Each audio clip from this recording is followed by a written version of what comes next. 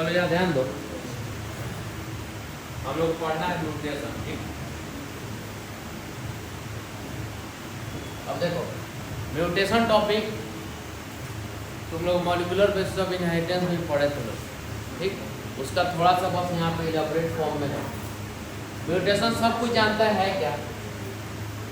Sudden stable inheritable change in genetic material of an organism is term as mutation.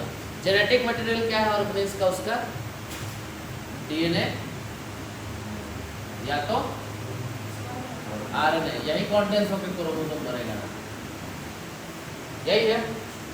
तो genetic material in the sense DNA, RNA और उसी का contents form chromosome है।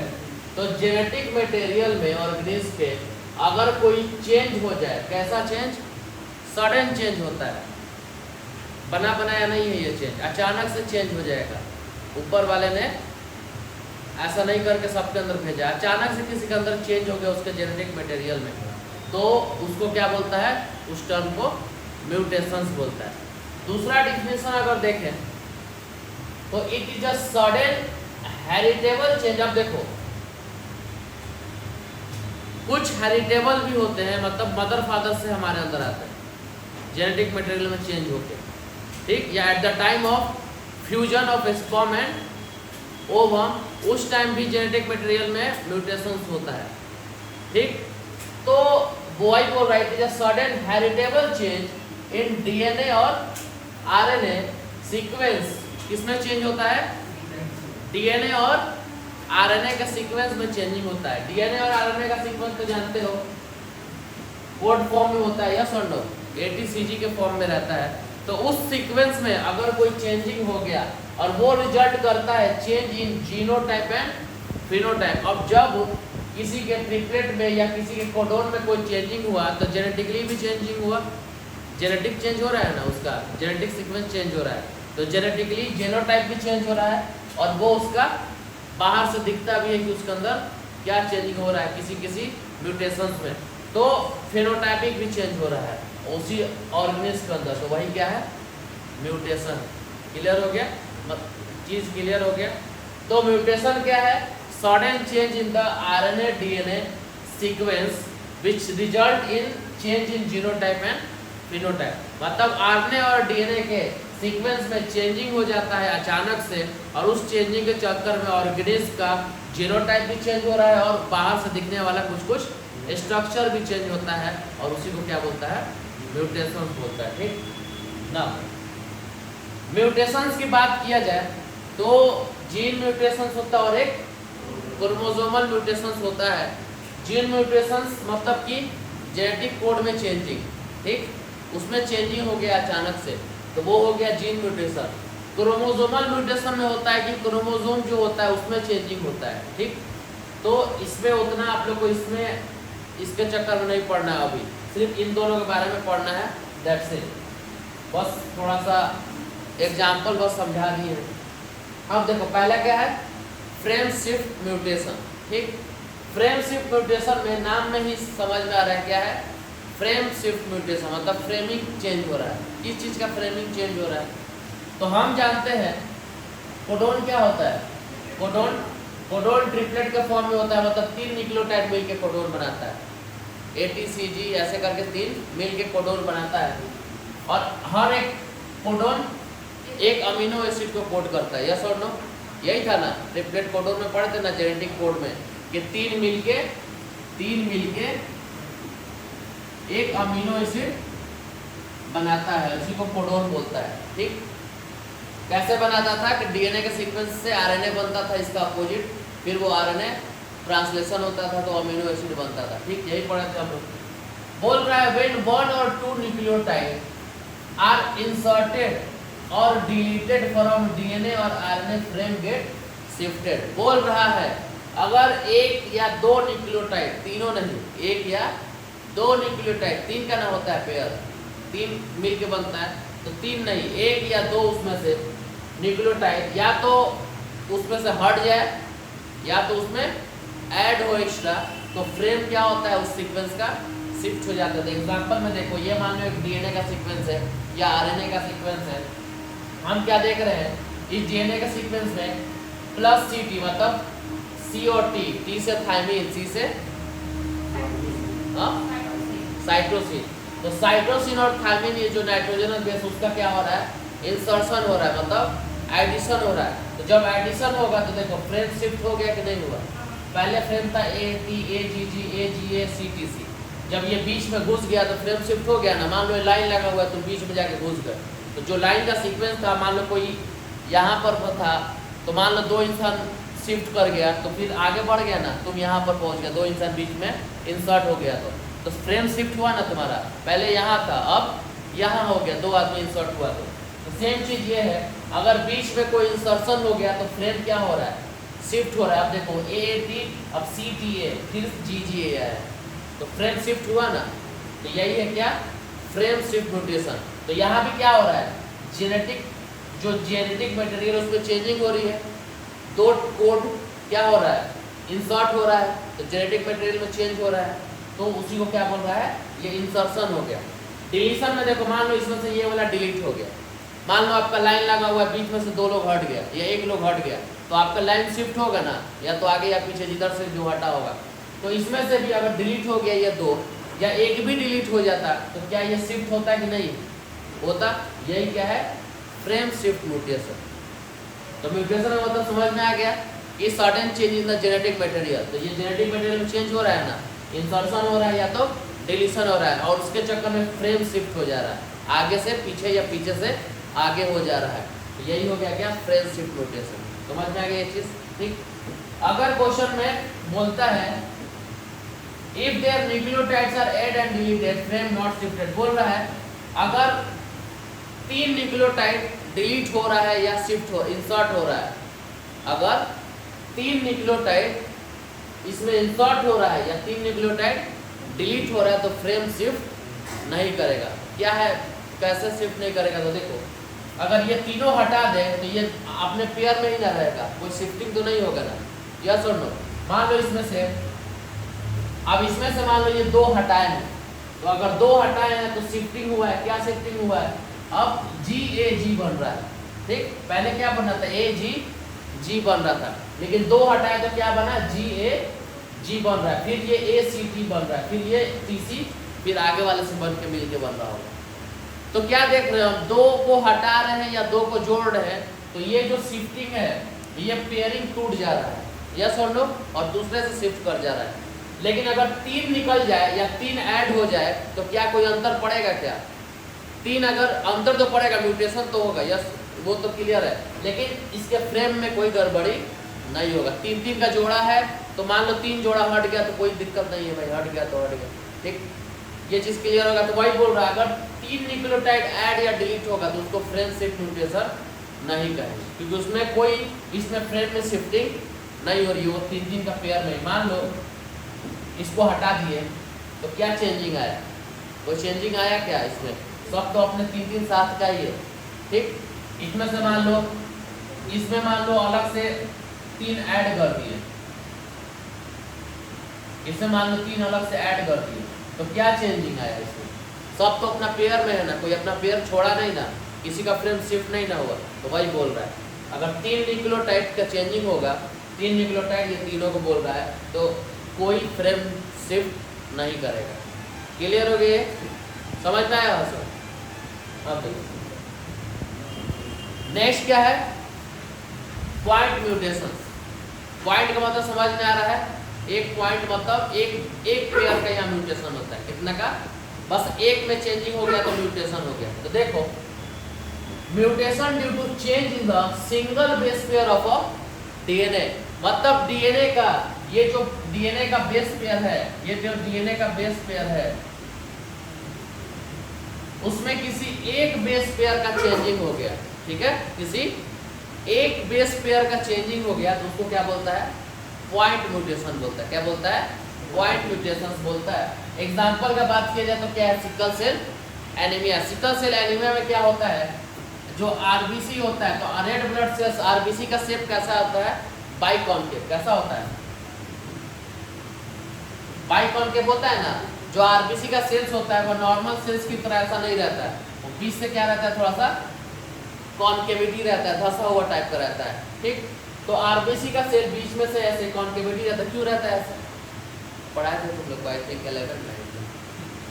11 में तुम लोग बहुत नहीं करो, जो था वो जवाब दे। अच्छा क्या पूछ रही है? मेरे तो दिमाग में ही नहीं है, खोपड़ी पे लेकिन दिमाग नहीं। आरबीसी का शेप बाई कॉन्केव क्यों रहता है, क्यों नहीं नॉर्मल रहता है? नहीं एक सेकंड, क्या है गूगल पापा से करोगे तो चलो याद ध्यान दो।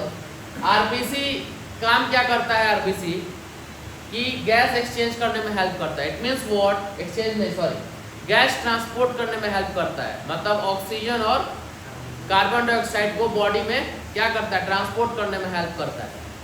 जब इसका कॉन्केव, इसका क्या हुआ शेप? कॉन्केव शेप इसलिए होता है कि सरफेस एरिया बढ़ जाए, सरफेस एरिया बढ़ जाए। क्या बढ़ जाए?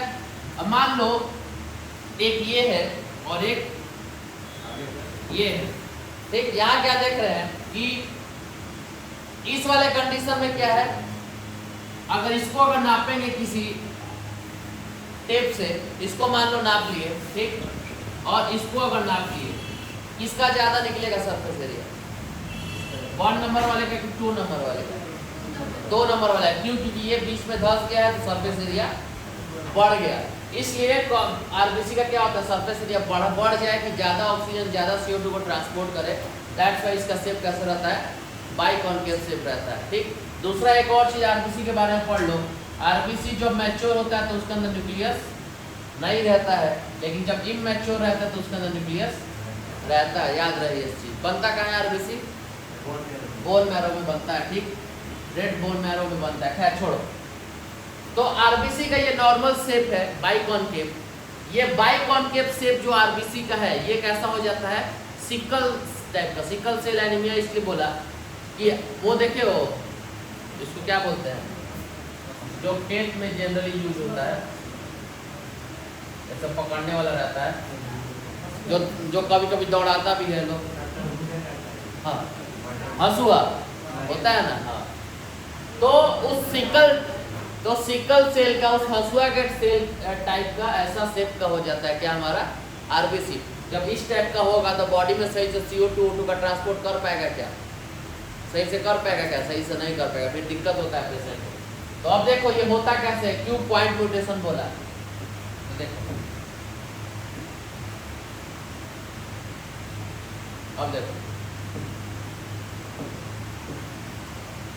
अब देखो नॉर्मल हेमोग्लोबिन का जो जीन होता है, जो हेमोग्लोबिन बना रहा है, उसको आगे काम करा रहा है, वो क्या होता है? डीएनए ऊपर GAG और CTC, ये डीएनए का सीक्वेंस है। अच्छा डीएनए है, मान लो यहाँ पे उसका लिखा हुआ है, एक ही कोड में लिखा रहेगा, तीन के फॉर्म में, कोडोन के फॉर्म में। तो ये हेमोग्लोबिन HB जीन का जीन है, CAG और CTC ऐसे पेयरिंग में है, ठीक है। ATCG से होता है ना, ATCG। हाँ, अब इससे क्या बना हमारा? mRNA बना। क्या बना? mRNA बना। तो mRNA क्या बना? GAG। क्या बना? GAG। तो ये जो GAG है, अब इसके बगल में भी तो कोड होगा 3 ठो, यस और नो? इसके बगल में भी तो कोड होगा 3 ठो, यस और नो? तो ये भी अमीनो एसिड बनाएगा, ये भी अमीनो एसिड बनाएगा, ये भी अमीनो एसिड बनाएगा। तो ये जो अमीनो एसिड बनाया वो कौन सा बनाता है? Glutamic acid. क्या बनाता है? Glutamic acid. बगल वाला भी वही बनाया, इधर वाला अलग अलग अमीनो एसिड बनाया, अलग अलग कोडोन था। तो ठीक है। तो नॉर्मल वे में HBA पेप्टाइड जानते हैं, ट्रांसलेशन होता है तो अमीनो एसिड आपस में जुड़ के एक पेप्टाइड चेन बनाता है, प्रोटीन का चेन, पेप्टाइड चेन। तो ये पेप्टाइड चेन बना दिया, ये एक अमीनो एसिड, ये एक अमीनो एसिड, ये एक अमीनो एसिड मिलके प्रोटीन का एक पेप्टाइड चेन बना दिया। कहाँ से ये सब अमीनो एसिड जुड़ा? तो mRNA लेकर आया कोडोन 3 के फॉर्मेट, tRNA आया, मैसेज पढ़ा, अमीनो एसिड को ऐड किया। ऐसा ही था ना। ये नॉर्मल वे में हो गया, ठीक। नॉर्मल वे में ये HBA पेप्टाइड, हेमोग्लोबिन का पेप्टाइड बॉन्ड बना, जो हमारा आराम से हेमोग्लोबिन बनाएगा, आरबीसी बनाएगा बाई कॉन्केव से। अगर किसी को सिकल सेल एनीमिया हो गया है तो क्या हुआ होगा? डीएनए के एक सीक्वेंस में चेंजिंग हो गया। डीएनए के एक सीक्वेंस में एक बेस पेयर में चेंजिंग हो गया, क्योंकि पॉइंट म्यूटेशन है, सिंगल बेस पेयर चेंजिंग है। नॉर्मल क्या था? GAG और CTC, ये DNA के ऊपर था, चेंजिंग क्या हो गया GTC, क्या हो गया GT, मतलब T यहाँ आ गया, तो जब T आ गया तो यहाँ A आएगा, ऑब्वियसली बात है क्योंकि A के साथ T लगता है, तो क्या हो गया ये चेंजिंग हो गया। जब चेंजिंग हुआ तो चेंजिंग के वक्त क्या देख रहे हैं, जो mRNA है तो mRNA एक ही का ना मैसेज पढ़ता है, एक पेयर का मैसेज पढ़ता है, तो ऊपर वाला मैसेज पढ़ा उस हिसाब से क्या बना है GUG, तो हम जानते हैं यूरासिल होता है RNA में, ठीक, तो GUG बना दिया mRNA, बनना क्या चाहिए GAG, अगर GAG बनेगा तो वो कोड किसको करता है ग्लूटामिक एसिड को, लेकिन बन क्या गया GUG, तो यहाँ वाले रीजन पे जो ग्लूटामिक एसिड बन रहा था अब क्या बन गया वैलिन बन गया, क्या बन गया वैलिन अमीनो एसिड आके ऐड हो गया। तो अब जो ये हेमोग्लोबिन के चैन पे यहाँ पे जो वैलिन ऐड हो गया, और ऐड क्या होना चाहिए ग्लूटामिक एसिड, तो जब ऐड हो गया वैलिन तो वो आरबीसी का शेप क्या हो गया बाइकॉन्केव से सिक्कल शेप का हो गया। तो वही चीज लिखा है valine come at the place of glutamic acid, glutamic acid के प्लेस पे कौन आ गया वैलिन आ गया इन बीटा ग्लोबिन चैन, ये कौन सा चैन है बीटा ग्लोबिन चैन है, और क्या हो गया उसके अंदर पॉइंट म्यूटेशन हो गया, उसको सिकल से एनीमिया हो गया, तो एक बेस पेयर में चेंजिंग हो गया और उसको ये बीमारी हो गया, ये डिसऑर्डर हो गया। इज दैट क्लियर, ठीक। तो ये क्या है हमारा पॉइंट म्यूटेशन है, एक सिंगल बेस पेयर में चेंजिंग हो गया। इससे पहले वाला क्या था फ्रेम शिफ्ट म्यूटेशन था, दो का ऐड या दो का इंसर्शन, ठीक, यहाँ सुनो या एडिशन और सब्ट्रैक्शन हो रहा है, और यहाँ पे क्या हो रहा है यहाँ पे इंटरचेंज हो रहा है, कोई एडिशन कोई सब्ट्रैक्शन नहीं है, वही चेंज हो जा रहा है, समझ में आ गया ना। अब देखो म्यूटेजेंस क्या है, एजेंट ऑफ म्यूटेशन, कहाँ जा रहा है, agent of mutation is called mutagens, जो म्यूटेशंस कराते हैं बॉडी में वो क्या है म्यूटाजेंस है, समझ में आ गया। जैसे एलर्जी कराने वाले को क्या बोलता था एलर्जेंस कहते थे ना, जो एलर्जी कॉज कर रहा है वो क्या है एलर्जेंस है, ठीक। एग्जांपल में जैसे यूवी रेडिएशंस हो गया, अगर ये यूवी रेडिएशंस अगर आपके स्किन पे पड़ेगा ज़्यादा डायरेक्टली तो आपको स्किन कैंसर होने का चांस ज़्यादा रहता है, ठीक। अब देखो organism undergo mutation is called mutant, जिस ऑर्गेनिज के अंदर डीएनए के सीक्वेंस में आरएनए के सीक्वेंस में अगर म्यूटेशंस हुआ है तो उस ऑर्गेनिज को क्या बोलते हैं म्यूटेंट बोलते हैं, क्या बोलते हैं म्यूटेंट ऑर्गेनिज बोलते हैं, ठीक। इसका अब ये तुम लोग को आम लग रहा है, जो लैब होता है जनरली जो भी लैब होते हैं लैब्स होते हैं जिसमें साइंटिस्ट क्या करते हैं आविष्कार करते रहते हैं, खोज करते रहते हैं, तो वहाँ पे क्या होते हैं वो यही सब चीज़ करते हैं, किसी ऑर्गेनिज के अंदर के डीएनए के सीक्वेंस को चेंज कर दिए हैं तो देख रहे हैं क्या हो रहा है, तो उनको अलग अलग रखा जाता है, तो वहाँ पे बोलता है कि ये म्यूटेंट ऑर्गेनिज्म है, मतलब इसके अंदर के डीएनए को चेंज किया गया है, तो वो समझ जाता है कि हाँ इसमें चेंज किया गया, इसमें चेंज नहीं कर रहा, तो वो म्यूटेंट हो गया। अब दो तरह का म्यूटेजेंस होता है जो हो म्यूटेशन कैरी करता है, फिजिकल में देखा जाए तो अल्फा बीटा गामा रे या एक्सरे रे या यूवी रे, इसका अगर आप एक्सपोजर में रहिएगा इसके तो आपको क्या ये आपके डीएनए का सीक्वेंस में क्या होगा कोई ना कोई चेंजिंग या आप बॉडी के अंदर कोई ना कोई म्यूटेशंस हो जाएगा, जिसके कारण आपको कोई ना कोई डिसऑर्डर हो जाएगा। केमिकल अगर म्यूटेशन का बात किया जाए तो फिनॉल हो गया, फॉर्मेलिन हो गया, फॉर्मिक एसिड हो गया, मस्टर्ड गैस हो गया और NH3 हो गया, ये सब अगर आपके बॉडी में एक्सेस हो रहा है, अगर कहीं से ज़्यादा इसके आप टच में रह रहे हैं ज़्यादा, तो आपको फिर ये भी आपके सीक्वेंस को क्या करेगा आपके अंदर के डीएनए को या जेनेटिक मटेरियल के अंदर म्यूटेशंस करा देगा। क्लियर हो गया, ठीक। One unit of mutation is called muton, ठीक, मटन नहीं है, इट्स म्यूटन, ठीक। आम भाषा में मटन बोलो, जिसको बोलना है बोलो। एक यूनिट म्यूटेशन के एक यूनिट को म्यूटन बोलता है, बस इतना ही याद करो, अगर पूछ रहे एग्जाम में तो आप लोग पता रहे, तो 3 टर्म यहाँ जाने, एक म्यूटन के बारे में, एक म्यूटेजन के बारे में, एक म्यूटेंट के बारे में, याद रहे ये सब चीज़, ठीक हो गया, खत्म।